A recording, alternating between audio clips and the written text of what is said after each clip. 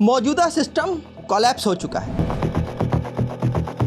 ये बात किसी और ने नहीं की, एक वफाकी वजीर ने कही है। वो एक जाले की जुबान बोल रहे हैं या एस्टैब्लिशमेंट की? वजह जो करने की है वो सिर्फ ये है कि बैड गवर्नेंस। वसीम अख्तर और मोहसिन नकवी को लाइन एक ही जगह से? नहीं, मुझे तो लाइनें खींचता हूँ। एमक्यूएम तो डे 1 से ये बात कर रही है और एक मौके पे इससे पीछे भी हट गए थे। हमें जब लॉलीपॉप मिलता था कि ठीक है हम आपके इश्यूज रिजॉल्व करेंगे, तो अभी भी कोई लॉलीपॉप मिला है? आज तक मिल रहा है। नून के भी लोगों को इक़्तिदार में लेके आए, पीपल्स पार्टी के लोगों को भी इक़्तिदार में लेके आए। 90 के बगैर कोई बनता नहीं था। मोहसिन नकवी साहब को क्यों आना पड़ा, ISPR को क्यों आना पड़ा, प्राइम मिनिस्टर कहाँ है? सियासी लोगों को लेके बैठना चाहिए था ना भाई। क्या ये भी काम फौज करे? मतलब सारे काम आप फौज के दे दो, फिर पूरा मुल्क दे ही दो ना उनको यार। एमक्यूएम क्या चाहती है? एमक्यूएम कराची को सूबा बनाना चाहती है। एमक्यूएम कराची को इंतजामी यूनिट बनाना चाहती है। एमक्यूएम कराची को वफाक का हिस्सा देखना चाहती है। एमिकेबली जहाँ डिसीजन हो रहे हैं वो बेहतर समझते हैं कि क्या किया जाना चाहिए आसानी से। क्या मैं ये कहूँ फिर वसीम अख्तर साहब के सियासतदानों ने हथियार डाल दिए? नहीं, ऐसा नहीं है। पहले तरमीम आएगी और सूबे उसके बाद बनेंगे या सिर्फ इंतजामी यूनिट बनेंगे? तो ये तो जो लेके आ रहे हैं वो जाने, सारे ऑप्शन सामने हैं। मुस्तफ़ा कमाल साहब जब PSP में थे तो उन्होंने एक जलसा किया। एमक्यूएम जो है वो महाजिर कार्ड खेलती है, पीपल्स पार्टी जो है सिंध कार्ड खेलती है। हम सिंध की तकसीम नहीं चाहते। एमक्यूएम ने कभी महाजिर कार्ड नहीं खेला, कभी नहीं खेला। कभी नहीं खेला। अगर कोई ये कह रहा है तो मैं समझता हूँ वो नादानी ही कह सकता हूँ, ऐसा नहीं है। हमने कभी एमक्यूएम ने महाजिर कार्ड नहीं खेला। अच्छा, चलिए आप ये बता दीजिए कि आपकी जो ये जमात है इसमें इस वक्त इंट्रा पार्टी इलेक्शन का बड़ा शोर है, होंगे? हाँ बिल्कुल, जब वक्त आएगा। कौन जीतेगा? जिसको कारकुनान वोट डालेंगे वो जीत जाएगा। एमक्यूएम वो ताकत खो चुकी है अपने इंटरनल इश्यूज की वजह से। एग्जैक्टली, मैं एग्री करता हूँ इस बात। जो पहले हमारी आवाज़ होती थी वो अब नहीं है। क्या एमक्यूएम और पतंग को देखने वाले कारकुन के लिए एक अच्छी चॉइस ये नहीं हो सकती कि जो ओहदों के लिए लड़ रहे हैं उन दोनों की जगह कोई तीसरा शख्स आ जाए? बेटर जज जो है वो कारकुन होगा। जब वक्त आएगा कारकुन फैसला करेगा।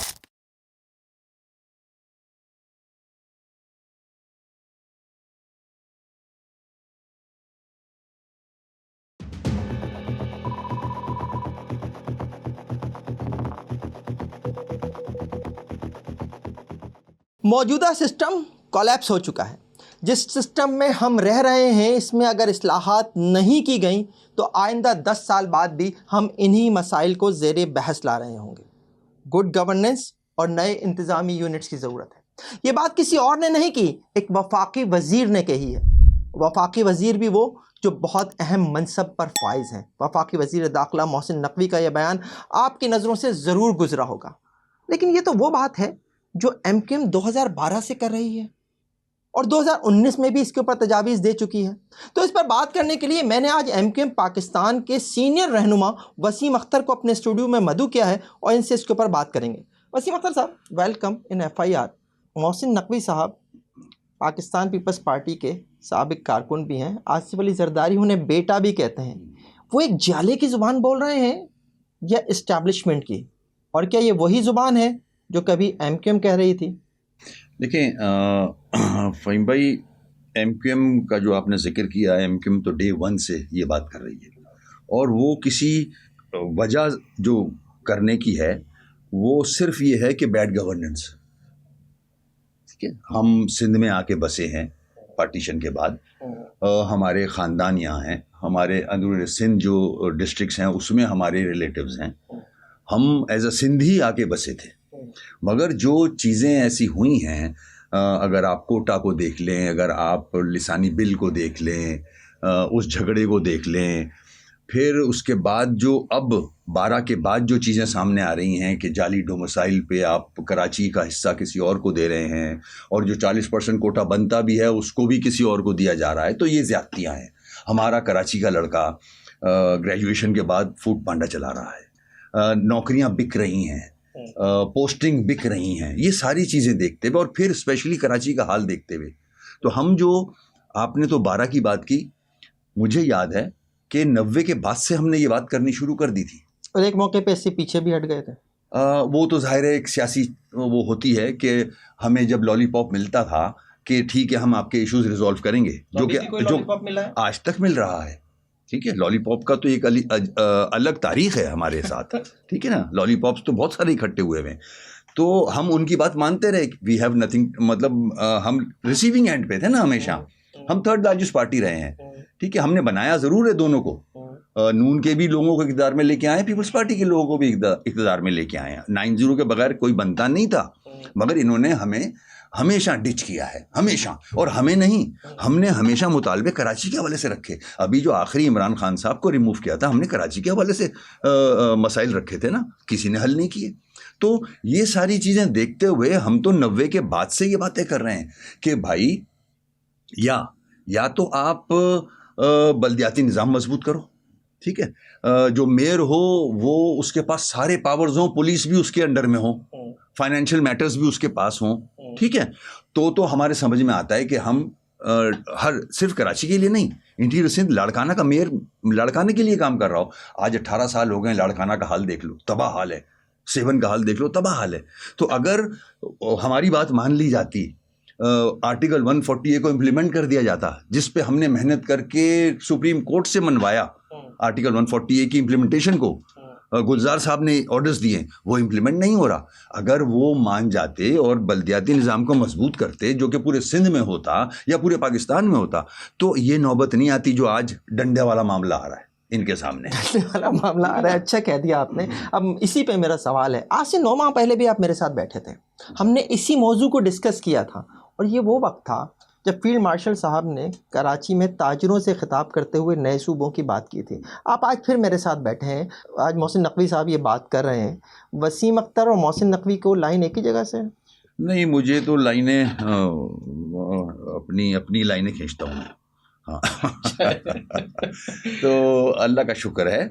देखें, जो फील्ड मार्शल साहब ने कहा था 9 महीने पहले, तो ऐसे तो नहीं कह दिया था। वो एक विजन रखते हैं, वो पूरे मुल्क को चला रहे हैं, वो पूरे मुल्क का मुकाम उन्होंने पूरी दुनिया में कहाँ से कहाँ ले गए। वो ऐसी तो नहीं है। वो भी मेरे ख्याल में 20-20 घंटे तो जाग ही रहे होंगे इस काम के लिए। उन्होंने जिम्मेदारी अपने कांधों पे ली हुई है। सियासी जमातें देख लें आप, सियासी मोहसिन नकवी साहब को क्यों आना पड़ा, ISPR को क्यों आना पड़ा? प्राइम मिनिस्टर कहाँ है?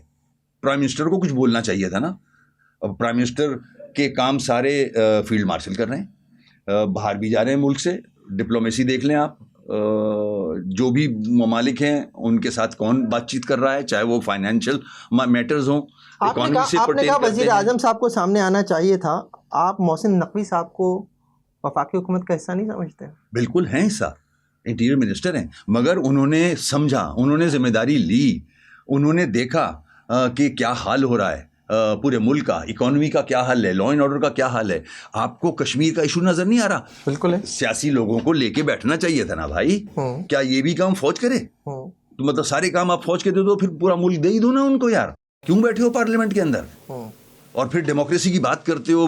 Democracy is the best revenge, इतनी बड़ी बड़ी बातें करते हैं, और एक फोन आता है तो फिर वो सारी चीजें वो हो जाती हैं, क्या कहते हैं उसे वापस आ जाए। हाँ, सब क्या वजह है कि इस वक्त इतनी बड़ी बात होने के बाद भी मुस्लिम लीग नून खामोश है, इसके ऊपर उस तरह से बात नहीं कर रही जिस तरह से आमतौर पे बात करते हैं? पीपल्स पार्टी की जानिब से भी वो रिएक्शन नज़र नहीं आ रहा जो कश्मीर में एक दूसरे के ख़िलाफ़ नज़र आ रहा था। देखें, एक होती है स्टेट्समैनशिप, ठीक है, माजरत के साथ हमारे यहाँ वो है नहीं किसी भी लीडर में। सारे लीडर जिस तरह से अपनी जगहों पे हैं, जिनके नाम आप ले रहे हो, जिन जमातों के नाम ले रहे हो, सबको पता नहीं है वो कैसे मौजूद हैं। फॉर्म 47 से ऐसा ही है ना। और फिर ये क्रिटिसाइज़ कर रहे हैं फॉर्म 47 पे बिलावल साहब, क्या इनको नहीं पता कि इनके सारे जिम्मेदार जो हैं उन जो जगहों पे हैं उनको फॉर्म 47 वालों ने ही वोट डाला है? प्रेसिडेंट आपको किसने वोट डाला है? इन्होंने ही डाला है ना। ये तो आप किस तरह से क्रिटिसाइज कर देते हो? आप अपना हाल नहीं देख रहे हो, आप अपने सूबे को नहीं देख रहे हो, आपने सूबे के साथ क्या किया हुआ है, आप कश्मीर के साथ क्या करोगे? फिर एक सवाल ये है आपसे कि इस वक्त MQM पाकिस्तान क्या है, उसका मुतालबा होगा कि 2012 में जब उसने स्टैंडिंग कमेटी में एक बिल उसका गया, उस वक्त उसने मुतालबा ये किया कि मुल्क में 8 सूबे होने चाहिए। 2019 में जो उसने तजावीज़ दी उसमें मज़ीद सूबों की बात की। कहाँ खड़ी होगी MQM कि जनाब सिर्फ सिंध की हद तक या पूरे मुल्क में सूबे बनने चाहिए? और सिंध में बनने चाहिए तो किस तरह से बनने चाहिए? देखें, ये जो बिल स्टैंडिंग कमेटी तक चला गया है और जाहिर है इससे बढ़कर जो लोग मैटर करते हैं, जो मुल्क को एक ट्रैक पे डालना चाह रहे हैं हर हवाले से, चाहे वो अंदरूनी मामलात हों चाहे वो बैरूनी चीज़ें हों, हर चीज़ वो ही हैंडल कर रहे हैं। उनके पास जाहिर है प्लान्स होंगे, ऐसा तो नहीं सामने चीज़ें आ रही, ठीक है।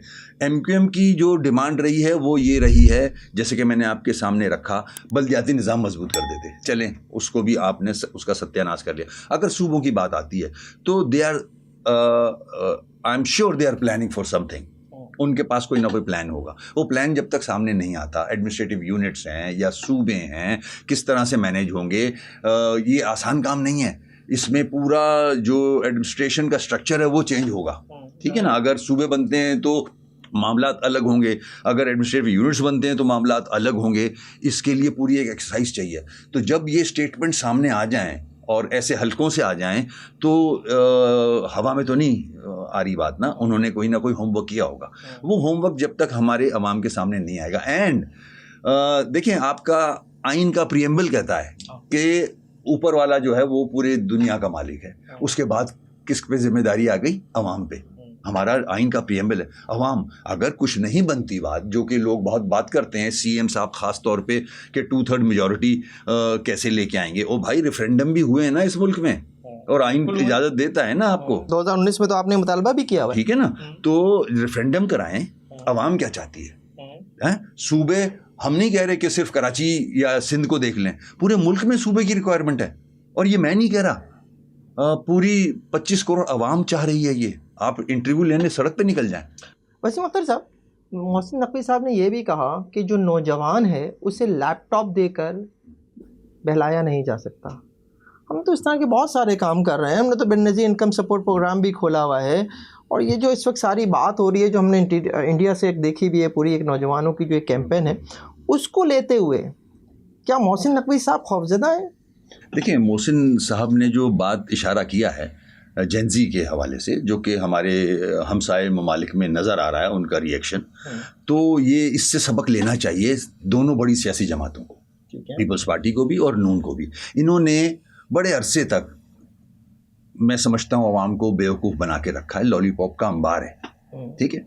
कोई इशू रिजॉल्व नहीं हुआ आज तक, वहीं के वहीं खड़े, बल्कि पीछे गए हैं as far as peoples party, government is concern and नून, ठीक है, PMLN, ठीक है। इनको सबक सीखना चाहिए कि ये लैपटॉप दे के अब बहलाया नहीं जा सकता। ये जो बेनज़ीर इनकम सपोर्ट प्रोग्राम है, आप नाकारा कर रहे हो लोगों को। 850 अरब रुपया आप गवर्नमेंट आवाम के टैक्सेस का पैसा पॉलिटिकल उसके लिए यूज़ कर रहे हो, आप माइलेज के लिए, सियासी हवाले से यूज़ कर रहे हो ना। आप किसी को कार्ड दे रहे हो, उसको एक तो नाकारा कर रहे हो आप, और ये पैसा आपका नहीं है, ये अवाम के टैक्सेस का पैसा है, आपकी जेब का पैसा नहीं है। आप कैंपेन चला रहे हो पॉलिटिकल। इस पैसे से 850 अरब फैक्ट्रियां लगाएं, इंस्टीट्यूट्स बनाएं, ताकि लोग प्लम्बिंग सीखें, इलेक्ट्रिशियन बने, अपना रोज़गार कमा सकें। आप तो नकारा कर रहे हो और अपना उल्लू सीधा कर रहे हो। आप बेवकूफ़ बना रहे हो लोगों को। आप 80 साल से दोनों जमातें अवाम को बेवकूफ़ बना रही हैं। इससे निकलें, इससे पहले कि जेंजी का कहीं हिस्सा नहीं है। एमक्यूएम तो हमेशा पीछे रही है। चीफ मिनिस्टर रहा है कभी? चीफ मिनिस्टर आ जाए, एब्सोल्यूट चीफ मिनिस्टर नहीं रहा, लेकिन प्राइम मिनिस्टर तो बनाते रहे आप लोगों को। बनाते रहे, मगर अफसोस के एग्रीमेंट पूरे नहीं हुए। जब भी पावर मिला एमक्यूएम को, एमक्यूएम ने काम किया है। कराची में मिसालें मौजूद हैं, ठीक है ना। तो ऐसा नहीं है आप पावर दे के देखें, बनने नहीं देते ना। आप खुद की इजारादारी है, स्टेट विद इन स्टेट बना दिया आफ्टर 18 अमेंडमेंट। आपने तो तबाह कर दिया है। तो उस जेंसी से डरें जो कल भादराबाद में खड़ी हुई थी उस बच्चे के कत्ल के बाद। 2019 में, अक्टूबर 2019 में जो एमक्यूएम की जानिब से तजावीज़ दी गई थी, किश्वर ज़ोहरा साहिबा की जानिब से जो तजावीज़ जमा हुई थी, उनमें ये बात भी मौजूद थी कि आइन में ये तरमीम की जाए कि जो 2/3 अक्सरियत की ज़रूरत है सूबों से, नए सूबों के क़याम के हवाले से बिल पास कराने की, उसमें तरमीम की बात की थी। उसके ऊपर भी बात होगी। बिल्कुल ऐसा है। देखिए, ये तो तरीक़ेकार है जो मैं कह रहा हूँ ना, कि उन्होंने जो चाह रहे हैं ये चीज़ें इम्प्लीमेंट हों, उन्होंने कोई ना कोई होमवर्क किया हुआ होगा। आपको लगता है यही होमवर्क होगा? अगर जो इजी हो जाए, जो आसानी से चीज़ें हो जाएं, अगर उसमें अमेंडमेंट्स सारों को लेके बैठ जाएं, ऐसा नहीं है। लेकिन इसके बाद तो वो लोग जो ये कहते हैं कि सिंध धरती हमारी माँ है, वो तस्लीम कर लेंगे इसे? माजरत के साथ जो कहते हैं ना, जो को छोड़ देना, पीपल्स पार्टी कहती है ना, ठीक है। पीपल्स पार्टी ने अपने सिंधी भाइयों का हाल क्या किया हुआ है अंदरूनी सिंध? माँ के साथ किया हुआ क्या है आपने? माँ का तो बहुत बुरा हाल किया हुआ है आपने। ना माँ के पास पानी है, ना माँ के पास बिजली है, ना माँ के पास गैस है, ना माँ के पास हेल्थ फैसिलिटीज़ हैं, ना माँ के पास एजुकेशन है, ना माँ के पास लॉ एंड ऑर्डर बेहतर है। क्या है माँ के पास? आप क्यों चला? अच्छा, फिर एक और स्टेटमेंट आया, सूफियों की धरती है। अच्छा, सूफियों की धरती हमें नहीं पता क्या? हमारा भी रिगार्ड है सूफियों के लिए, ठीक है। सूफियों की धरती तो आपने उजाड़ दी है। आप अपना सूबा तो जाके, अपना डिस्ट्रिक्ट तो जाके देखें, आप सेवन को तो देखें जाके, लाड़काना का हाल देखें, सूफियों का क्या हाल है वहाँ। दर बदर हो रहे हैं वो लोग वहाँ। तो यहाँ पे सिंपल सादा सा सवाल है कि इंतज़ामी यूनिट बनते हैं तो शायद सिंध धरती को माँ समझने वाले, मरसू मरसू सिंध ना डेसू देने कहने वाले लोग जो हैं, वो शायद जो है वो थोड़ा सा वो एहतजाज उस लेवल का ना करें जितना जो है वो सूबे की बात पे हो। कोशिश ये की जाए कि इसमें कोलेटरल डैमेजेस ना हो, ना हो। उसकी एक बड़ी वजह शायद ये भी हो सकती है, लिसानी की तरफ इंटीरियर में भी जाहिर है उर्दू बोलने वाले रहते हैं। बिल्कुल सही बात कर रहे हैं आप। मैं भी नहीं चाहूँगा, सिंधी भाई हमारा भाई है, हम नहीं चाहेंगे कि लड़ें।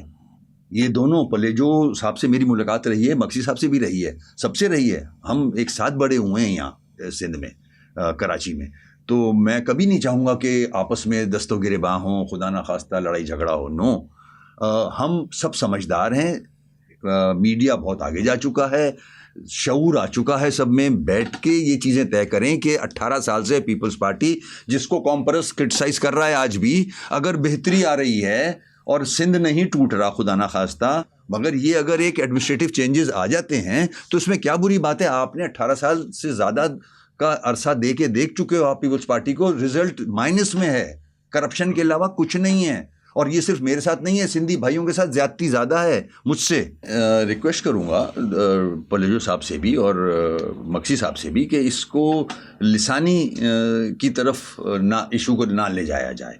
देखें, अगर स्टैंडर्ड ऑफ लिविंग मेरे सिंधी भाइयों का अंदरूनी सिंध बेहतर होने जा रहा है, आप खुद क्रिटिसाइज़ करते रहे हो इनकी गवर्नेंस को, और अगर वहाँ का बच्चे को एडमिशन मिल रहा है मेरिट पे और उसको नौकरियाँ मिल रही हैं, तो मेरे ख्याल में उनको ये सोचना चाहिए कि बेहतरी आ जाएगी, हमारा सिंध और प्रॉस्पर होगा। इसमें वसाइल हैं बहुत, उनको सही तरह से यूटिलाइज भी नहीं किया। एमक्यूएम क्या चाहती है? एमक्यूएम कराची को सूबा बनाना चाहती है, एमक्यूएम कराची को इंतजामी यूनिट बनाना चाहती है, एमक्यूएम कराची को वफाक का हिस्सा देखना चाहती है। एमिकेबली जहाँ डिसीजन हो रहे हैं वो बेहतर समझते हैं कि क्या किया जाना चाहिए आसानी से। क्या मैं ये कहूँ, क्या मैं ये कह सकता हूँ फिर वसीम अख्तर साहब कि सियासतदानों ने हथियार डाल दिए हैं? नहीं, ऐसा नहीं है। देखें, हमेशा इन इश्यूज पे पॉलिटिकल पार्टियों ने ब्लैकमेल किया है। अगर कभी कालाबाग डैम बनना था तो उसको भी रोका जाता था कि ये हो जाएगा, वो हो जाएगा। हालांकि कहा यह जाता है जब तक कंसेंसस नहीं हो नहीं बनाया जाए, मगर उस पर कंसेंसस तो करने के लिए बैठे, तो अगर वो मुल्क की बेहतरी के लिए है तो बनाया जाए, डैम्स बनाए जाएं, कनाल्स बनाए जाएं। मगर यहाँ पॉलिटिकल प्रेशर बना के एक अपने फ़ायदे के लिए उसको नहीं होने दिया जाता। इसी तरह सूबों का मामला है कि आपने आर्टिकल के अंदर इतनी सख्त शिक डाल दी, जो 239(4) है, उसमें आपको 2/3 मेजॉरिटी यहाँ से चाहिए, इस्लामाबाद से चाहिए, तो मुमकिन नहीं है। ये अपने फायदे के लिए काम किए गए हैं। तो क्या होगा आपके ख्याल में ऐसे सियासतदान? क्या लग रहा है आपको? पहले मैं समझता हूँ पहले तरमीम आएगी और सूबे उसके बाद बनेंगे, या सिर्फ इंतजामी यूनिट बनेंगे? देखें, अब वही वाली बात है, ये तो जो लेके आ रहे हैं वो जाने, सारे ऑप्शन सामने हैं, अमेंडमेंट्स भी सामने हैं। 239(4) पे अमेंडमेंट भी हो सकती है। उसके बाद 2/3 जब 26 अमेंडमेंट हो सकती है, 7 हो सकती है, तो वो 28 भी हो सकती है ना। यही लोग थे ना वो बैठे हुए, यही लोग तो बहुत जगह रेजिस्ट कर रहे थे, मान गए। एमक्यूएम कहाँ खड़ी होगी?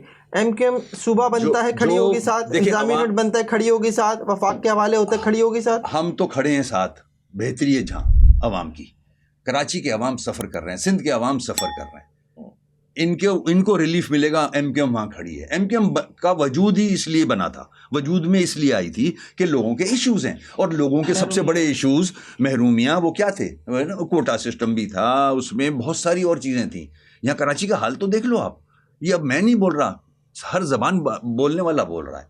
तो जब अवाम के इश्यूज रिजॉल्व होंगे, उनको रिलीफ मिलेगा, एमक्यूएम वहां खड़ी है।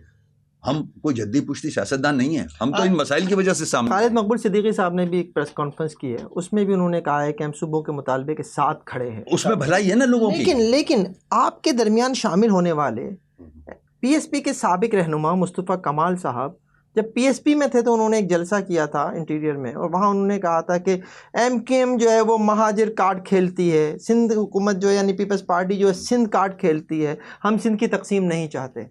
मुहाजिर कार्ड इस्तेमाल करने वालों को और सिंध कार्ड इस्तेमाल करने वालों को मैं एक दफा फिर दावत देता हूं, तौबा करो, तौबा करो, कोई सिंध के दो टुकड़े नहीं कर सकता। देखिए क्या होगा, एमक्यूएम ने कभी महाजिर कार्ड नहीं खेला, कभी नहीं खेला, कभी नहीं खेला। ठीक है, हमने अपनी गुजारिशात रखी हैं, हमने पीपल्स पार्टी से भी माहिदे किए हैं, नून से भी माहिदे किए हैं। ठीक है, पढ़े लिखों की तरह हमने एग्रीमेंट्स किए हैं कि ये होना चाहिए, हमारा हिस्सा मिल जाए हमें। आपने कोटा लगाया, हम उस पर भी मान गए, ठीक है, बैकवर्डनेस है, वो तरक्की कर जाए। आपने 80 साल हो गए, उनको तरक्की नहीं होने दी, ठीक है, इक्वल स्टेटस पे नहीं आने दिया, हमने फिर भी मान लिया। हमने बोला ओके 40% चलेगा, 40 में भी आप सारा खा गए हमारा, तो हम क्या करें फिर? ये करेंगे। मेरे सवाल पे वापस आए, मेरा सवाल था मुस्तफ़ा कमाल साहब से मुताबिक। मैं वहीं आ रहा हूँ, कार्ड की बात कर रहा हूँ ना, हम कार्ड नहीं खेल रहे, हमने तो अपनी गुजारिशात रखी हैं, ठीक है, कि ये चीज़ें तय होनी चाहिए। हमारा मुल्क है, हम चाहते हैं हमारा सूबा है ये प्रॉस्पर हो, यहाँ की लिविंग लोगों की अच्छी हो, चाहे वो कोई भी ज़बान बोलते हो। अगर कोई ये कह रहा है तो मैं समझता हूँ वो नादानी ही कह सकता हूँ, ऐसा नहीं है। हमने कभी एमक्यूएम ने महाजिर कार्ड नहीं खेला। हाँ, अगर दूसरी तरफ सिंध कार्ड का मामला आता है, ये तो हम सबके सामने है। जब कोई ऐसा इशू आता है तो आप जो इस किस्म के एलिमेंट्स हैं उनको आप आगे कर देते हैं प्रेशराइज करने के लिए। आप नहीं बोल रहे, उसका सही जवाब मुझे नहीं मिल सका, लेकिन मैं फिर आपसे एक दूसरा सवाल कर लेता हूँ। आजकल मुस्तफ़ा कमाल साहब आपके बड़े हक़ में बोल रहे हैं। उन्होंने कहा कि वसीम अख्तर को गवर्नर बनने से खालिद मकबूल सिद्दीकी साहब ने रोका था। देखिए, मेरे ख्याल में उनसे ही सवाल बनता है ये। अगर वो तो अच्छी बात है, अगर किसी के लिए अच्छे अल्फाज लिए जाएं तो एक खुशाइन बात है ये। और बाकी रही गवर्नर वाली बात, वो जाने, मुझे नहीं पता कि खालिद भाई ने क्या बताया उनको, और मैं इन चीज़ों में जाना भी नहीं चाहता। इश्यूज इससे ज़्यादा आगे चले गए, गवर्नर और ये जो मिनिस्ट्रियां हैं ये पीछे रह गई हैं। हमें जो हमारी जद्दोजहद है, 40 साल हो गए, हमने अपनी कौम के लिए वो कुछ नहीं किया जो हम सोच के इस जमात में आए थे, तो उसके लिए जद्दोजहद करनी चाहिए। यानी आप गवर्नर नहीं बनना चाहते थे उस वक्त भी? देखें, उस वक्त पार्टी की भी रिक्वायरमेंट थी कि ये स्लॉट हमने लिया था ना पार्टी के लिए, 2 वजारतें ली थी और स्लॉट आमिर खान और मैं प्राइम मिनिस्टर हाउस में बैठे थे और हमने उनसे आर्गूमेंट्स किए थे कि ये स्लॉट एमक्यूएम मिलना चाहिए, उन्होंने दिया। अब वो पार्टी की डिसीजंस होते हैं कि कौन उस स्लॉट पे आएगा। तो अगर पार्टी समझती है कि मैं आऊँगा तो मुझे तो ज़ाहिर है कोई इतराज़ नहीं होगा। अच्छा, चलिए आप ये बता दीजिए कि आपके जो ये जमात है इसमें इस वक्त इंट्रा पार्टी इलेक्शन का बड़ा शोर है, होंगे?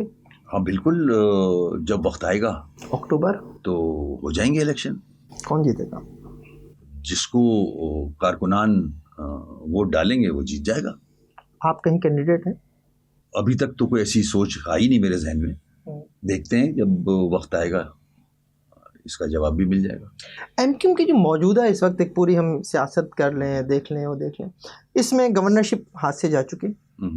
दीगर जमातों ने जो आपसे साइन किए थे बाकायदा रिटन स्टेटमेंट, मौलाना फजलुर रहमान के साइन है उसके ऊपर, मैं खुद मौजूद था वहाँ, शहबाज शरीफ साहब के साइन है उसके ऊपर, दीगर लोगों के साइन है, अख्तर मेंगल साहब के साइन है, नहीं वो पूरे हुए मुआहदे। एमक्यूएम वो ताकत खो चुकी है अपने इंटरनल इश्यूज की वजह से। एग्जैक्टली, मैं एग्री करता हूँ इस बात पे। और जो पहले हमारी आवाज़ होती थी वो अब नहीं है, और उसमें ये डिफ़िकल्टीज़ आपके सामने हैं जो कि हो रहा है। मैंने एक प्रेस क्लब में एक प्रेस वालों से बात करते हुए ये बात का इजहार किया था कि कारकुनों को इस तरह से डिवाइड नहीं करना चाहिए। जो बड़ों की जो आर्गुमेंट्स हो रहे हैं उससे नीचे बड़ा ख़राब असर जा रहा है। कारकुन बज़्ज़न हो रहा है, कारकुन कंफ्यूज हो रहा है, डिसहार्ट हो रहा है। उसने एक जद्दोजहद की है, उसको उम्मीदें हैं एमक्यूएम से, वो ख़राब हो रही हैं, वो डिवाइड हो रहा है। मेरा मैसेज आपके तवज्जुह से कारकुनों से है कि वो डिवाइड ना हो, वो इस किस्म के झगड़ों में आर्गुमेंट्स में ना पड़ें, क्योंकि कारकुन जो है वो एमक्यूएम और पतंग को देखता है, वो किसी फेस को नहीं देख रहा। क्या एमक्यूएम और पतंग को देखने वाले कारकुन के लिए एक अच्छी चॉइस ये नहीं हो सकती कि जो ओहदों के लिए लड़ रहे हैं उन दोनों की जगह कोई तीसरा शख्स आ जाए? ये बेटर जज जो है वो कारकुन होगा। बड़ा अच्छा सवाल है। बेटर जज जो है वो कारकुन होगा। जब वक्त आएगा कारकुन फैसला करेगा। 1 महीना रह गया है, क्योंकि अगस्त में हम कारकुन- बात कर रहे हैं, बीच में सिर्फ सितंबर है, अक्टूबर में इंटर पार्टी इलेक्शन होने हैं। देखते हैं। देखिए, कारकुन सबको जानता है। कारकुन को आप इस तरह से ना लें कि वो मेरे कहने पे चल रहा है। उसके अंदर अल्लाह ने जहन दिया हुआ है, और ये वो जहन है जो एमक्यूएम की ट्रेनिंग भी है उसको, और वो खिदमत खल्क का जज्बा रखता है। उसने कुर्बानियाँ दी हुई हैं, शहीद भी हैं इस पार्टी के, असीर भी हैं, लोग असीरी काट रहे हैं। तो वो कारकुन को इस तरह से बेवकूफ़ नहीं बनाया जा सकता।